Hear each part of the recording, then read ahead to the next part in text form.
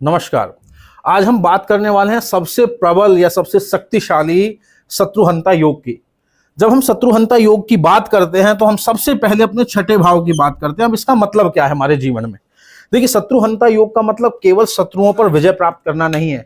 यह day to day life में हम यह भी देखते हैं कि यह भाव हमारा कंपटीशन का है, और छठे भाव से हम रोग, ऋण और शत्रु देखते हैं। तो शत्रु और रोग भी दोनों समान ही हैं, रोग भी आपके शत्रु के समान है।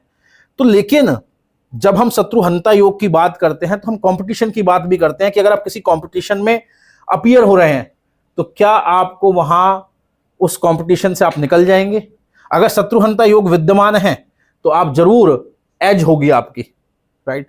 लेकिन हमें समझना है कि शत्रुहंता योग भी बहुत अनेक अनेक प्रकार के हैं। जैसे यहां पर क्रूर प्लैनेट आ जाए तो हम बोलते हैं शत्रुहंता योग, बट इससे भी प्रबल एक ऐसा शत्रुहंता योग मैं बताने जा रहा हूं जो अगर आपकी कुंडली में है तो आप देखिए उसके फायदे और नुकसान दोनों आप समझ लीजिए। देखिए, सबसे पहले मैं बताता हूं आपको कि छठे भाव में जो छठे भाव का मालिक है, अब मान लीजिए मैंने बुध, क्योंकि 6 नंबर राशि बुध की है, तो अगर बुध आपका छठे भाव का मालिक अष्टम भाव में आ जाता है तो इसे मैं यही कहूंगा कि सबसे प्रबल शत्रुहंता योग है।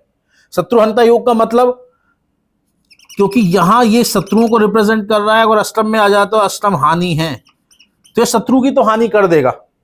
लेकिन सबसे बड़ी प्रॉब्लम वाली बात क्या है? सबसे बड़ी प्रॉब्लम वाली बात यह है कि यह आपके स्वास्थ्य का नुकसान जरूर करेगा, क्योंकि यहां पे आपका रोग, ऋण, शत्रु तो रोग को नहीं खत्म करने का कार्य करेगा। तो यहां पर कई बार ऐसा भी देखा है कि आजीवन आदमी बीमार ही रहता है।